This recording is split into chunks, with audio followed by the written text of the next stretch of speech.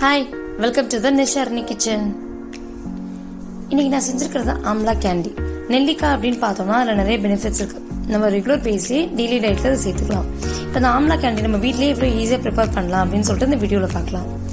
நான் ஃபர்ஸ்ட் வந்து பார்த்தீங்கன்னா பெரிய நெல்லிக்காய் 200 கிராம் எடுத்திருக்கேன். அது வந்து நல்லா க்ளீன் பண்ணி ரெடியாக வச்சிருக்கேன்.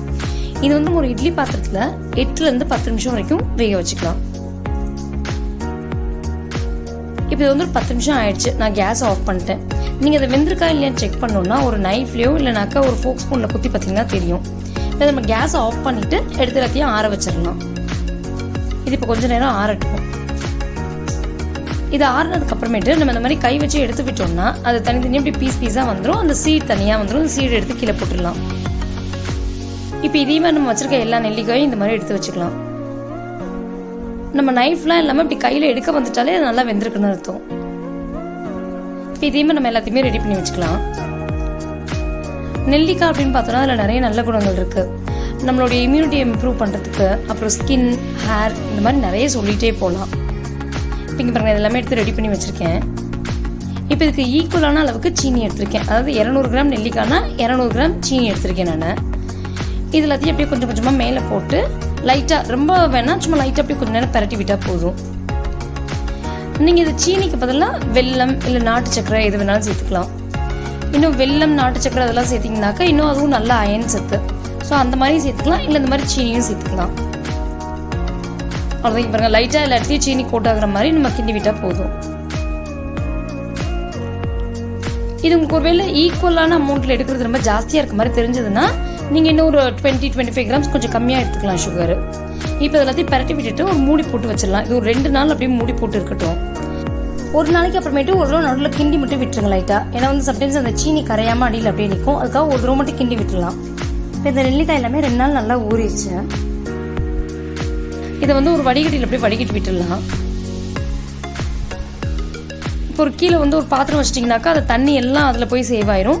மேலே வந்து அந்த நெல்லிக்காய் மட்டும் தனியாக வந்துடும். இப்போ இந்த தண்ணியும் ரொம்ப நல்லது. இது நம்ம வேஸ்ட் பண்ண வேணாம். இதையும் ஒரு சிரப் மாதிரி ரெடி பண்ணிக்கலாம். இப்போ இது நம்ம எடுத்து மேலே வடிகட்டி வச்சிருந்தோம்ல நெல்லிக்காய், அதெல்லாம் நல்லா அந்த தண்ணி வடிஞ்சதுக்கு அப்புறமேட்டு ஒரு நல்லா பெரிய பிளேட்டில் நல்லா அப்படியே பரப்பின மாதிரி வச்சு விட்டுணும் எல்லாத்தையும். இப்போ இந்த நெல்லிக்காய் எல்லாத்தையும் நல்லா டைரக்ட் சன்லைட்டில் நல்லா ட்ரை ஆகிற வரைக்கும் காய வச்சு எடுத்துக்கலாம். காய வைக்கும் போது மறந்துடாதீங்க, மேலே ஷால் இல்லை லேசான துணி போட்டு கவர் பண்ணி காய வச்சிருக்கேன். அந்த நெல்லிக்காய் ஃபில்டர் பண்ண தண்ணி இருக்கு இல்லையா, அதை வந்து நம்ம கேஸை ஆன் பண்ணிவிட்டு கொஞ்சம் நேரம் கைவிடாமல் அப்படியே கிண்டிகிட்டே இருக்கணும்.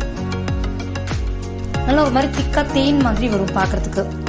அது பார்த்திங்கன்னா ஒரு தடவை நல்லா கொதிக்க ஆரம்பிக்கும். அந்த சமயத்தில் வந்து நம்ம கேஸை ஆஃப் பண்ணிடலாம். இங்கே பாருங்க, இந்த மாதிரி நல்லா கொதிக்க ஆரம்பிக்கும். பார்க்கவே தேன் மாதிரி வரும். அந்த மாதிரி சமயத்தை கேஸ் ஆஃப் பண்ணிடலாம். அதாவது கம்பி பதம் அதெல்லாம் தேவையில்லை. ஒரு மாதிரி பிசுன்னு இருக்கும். அந்த மாதிரி இது வந்தாலே போதும்.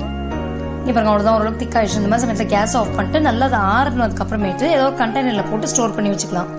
நமக்கு எப்போ வேணுமோ அப்போ வந்துட்டு இந்த சிரப்பை வந்து 1/4 டம்ளர், மீதி 3/4 டம்ளர் வந்து தண்ணி மிக்ஸ் பண்ணிட்டு அப்பயே குடிக்கலாம். இன்ஸ்டன்ட் சர்பத் சூப்பராக இருக்கும். இப்போ இந்த நெல்லிக்காயெல்லாம் பார்த்தீங்கன்னா நல்லா காஞ்சிடுச்சு. இப்போ இந்த மாதிரி கையில் தொட்டு பார்த்தீங்கன்னா அது பிசுன்னு ஒட்டக்கூடாது. அந்த மாதிரி இருந்தால் அது கரெக்டான ஸ்டேஜில் இருக்குது. அது காய வைக்கிறது பார்த்தீங்கன்னா 1 நாள் 2 நாள் அந்த மாதிரிலாம் கிடையாது.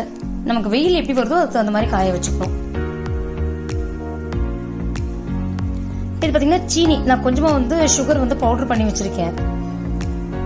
இந்த காஞ்ச நெல்லிக்காய் இருக்கு இல்லையா, அது மேலே வந்து கொஞ்சமாக பவுடர் சுகர் போட்டு நல்லா மிக்ஸ் பண்ணி விட்டுடலாம்.